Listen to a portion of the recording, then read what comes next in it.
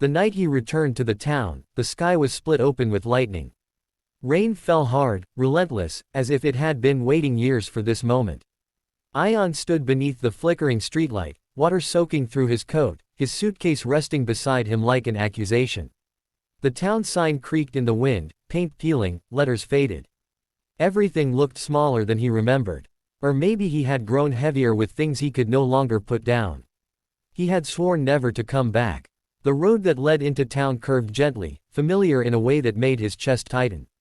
Each step forward felt like a step backward in time.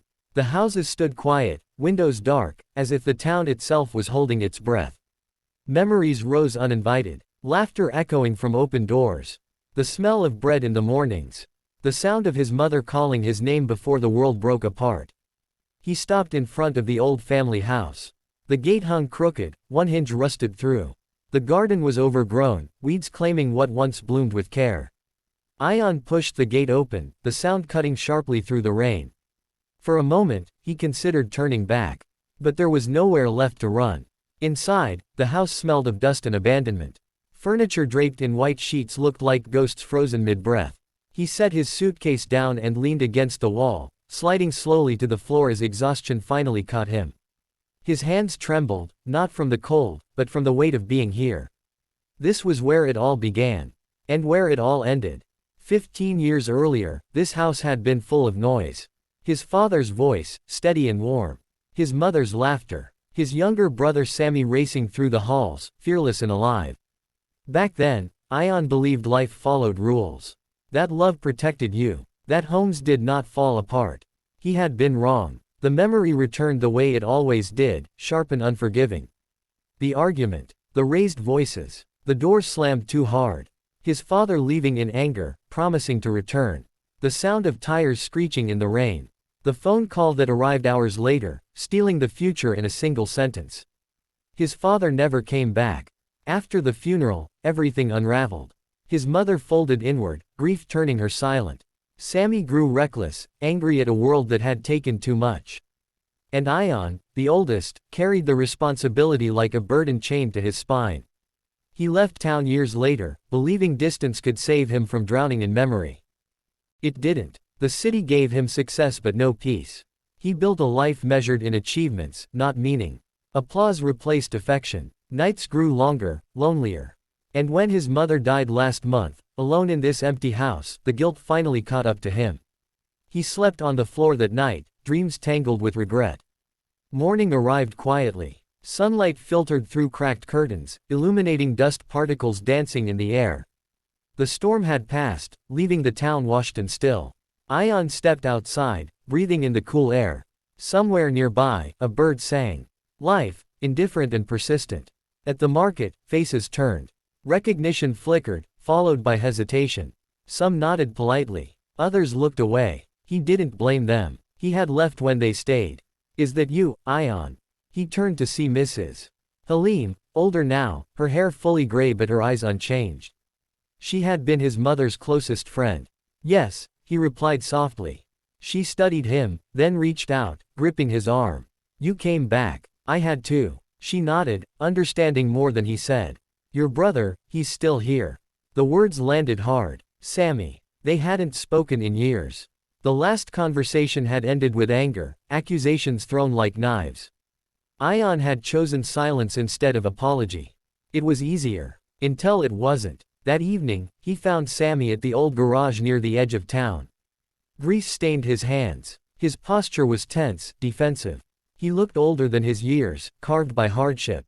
You've got some nerve showing up, Sammy said without looking up. Ion swallowed. I deserved that. Silence stretched between them, heavy and brittle. She waited for you, Sammy said finally, voice shaking. Every day. Guilt sliced deep. I know. You don't, Sammy snapped, turning to face him. You don't know what it was like watching her fade, asking about you, believing you'd walk through that door any day. Ion's voice broke. I was afraid. Of what? Of facing what I left behind. Sammy laughed bitterly. So you left me to face it alone. The truth burned. Ion nodded. I'm sorry. The word felt small, but it was all he had. Days passed. Tension lingered, but cracks formed where light could enter. Ion stayed, cleaning the house, sorting through his mother's belongings. Each object told a story. Each memory hurt. One afternoon, he found a letter hidden inside an old book. His name written in familiar handwriting. His mother's. "My son, if you're reading this, then I'm gone. I want you to know that I never blamed you for leaving. I was proud of you, always. But I missed you more than words can say. Life is fragile, Ion. Don't wait too long to return to what matters." Tears fell freely. For the first time in years, he allowed himself to grieve fully, without armor. That night, he walked to the river where his father used to take them. The water flowed steadily, unchanged. Sammy joined him without a word. They stood side by side, united by loss. "I was angry," Sammy said quietly. "But I was mostly hurt." "I know," Ion replied. "And I stayed away because I thought I was protecting myself. I was wrong." Sammy looked at him. "So what now?" Ion took a breath. "Now I stay. If you'll let me." The weeks that followed were slow, deliberate. Healing wasn't sudden. It came in conversations held late into the night, in shared meals, in rebuilding the garden his mother once loved. Ion helped at the garage. Sammy began to smile again, cautiously. One evening, as the sun dipped low, painting the sky in gold and fire, Sammy spoke. "She would have liked this. You being here." Ion nodded, emotion thick in his throat. "I think so too." The town no longer felt like a wound. It felt like a chance. Months later, the house was alive again. Windows open, laughter returning. Ion stood in the doorway, watching the light spill across familiar walls. He had learned that running didn't erase pain. It only postponed it. Healing required courage, presence, and the willingness to return, even when it hurt. As night settled, Ion stepped outside, the stars bright above him. For the first time in a long time, his chest felt light. He was home. And this time, he wasn't leaving. The bus left him at the edge of the road and disappeared into the fog without hesitation, as if it had never intended to stay. Arav stood there with his bag slung over one shoulder, the cold seeping through his thin jacket, the silence pressing in on him from all sides. The town looked unchanged and yet completely unfamiliar, like a face you once loved but could no longer read. Streetlights glowed weakly, casting long shadows that stretched across the cracked pavement. He took a slow breath, and with it came the smell of wet earth and old memories. He had avoided this place for nearly 12 years. Back then, leaving had felt like survival. Now, returning felt like surrender. He walked toward the house he had grown up in, his boots scuffing against the road, each step echoing louder than it should have. The gate was still there, crooked and rusted, the paint flaking away. He hesitated before pushing it open, his hand hovering in the air as if the metal might burn him.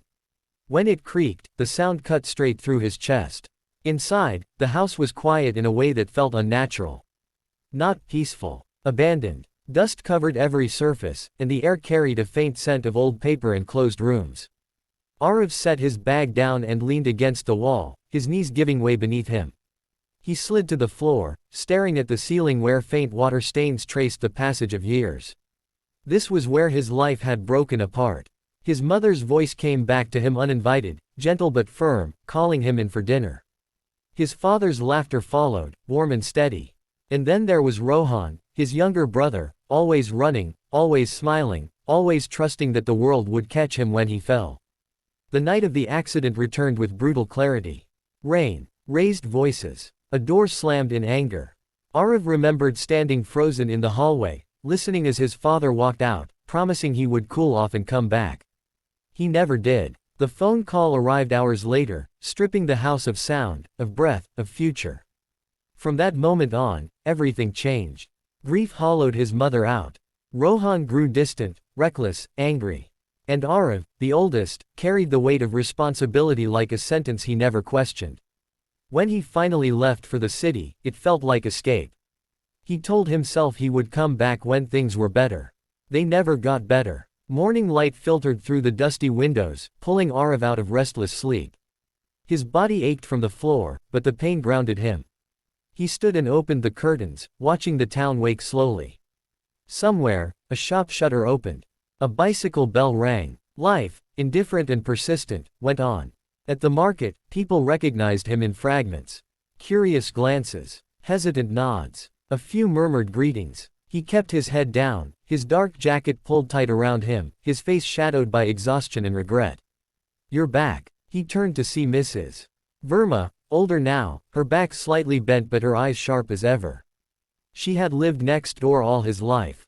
"Yes," he said quietly. She studied him for a long moment, then sighed. "Your mother waited for you." The words landed like a blow. He nodded, unable to speak. That evening, he found Rohan at the garage near the outskirts of town. The place smelled of oil and metal. Rohan stood beneath a flickering light, his sleeves rolled up, grease staining his hands. He looked up, and the moment stretched tight between them. "So," Rohan said flatly. "You finally came back. I should have come sooner." Rohan laughed, sharp and bitter. "You think?" Silence followed, heavy with everything unsaid. "She asked about you every day," Rohan continued, his voice breaking despite his effort to keep it steady. "Even when she couldn't remember what day it was." Arav swallowed hard. "I was afraid." "Afraid of what?" Rohan snapped. "Us. Or yourself." The truth burned. Both. Days passed in uneasy coexistence. Arav cleaned the house, sorting through his mother's belongings. Each object felt sacred. Her shawl, folded carefully. Old photographs. A chipped cup she always used for tea.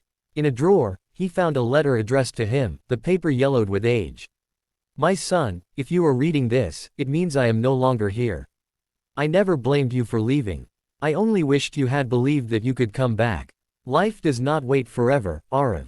Neither should love." He sat on the floor and cried until his chest hurt. That night, he walked to the river where his father used to take them. The water flowed steadily, reflecting the moonlight. Rohan joined him without a word. They stood side by side, two men shaped by the same loss in different ways. "I hated you," Rohan admitted softly. "Then I realized I hated being alone more. I'm here now," Arav said. "If you'll let me stay." Rohan nodded once. "Don't leave again." Weeks turned into months. Arav helped at the garage, his hands remembering work that mattered. Slowly, conversations grew longer. Laughter returned in small, cautious pieces. The house began to breathe again. One evening, as the sun dipped low, painting the sky in fire and gold, Arav stood in the doorway, watching the light fill the rooms. He felt the weight in his chest ease, just a little. He had learned that running only delayed pain. Healing demanded courage, presence, and the willingness to return. As night settled over the town, Arav stepped outside, his jacket pulled close, his posture no longer bent under the past. For the first time in years, he wasn't afraid of staying.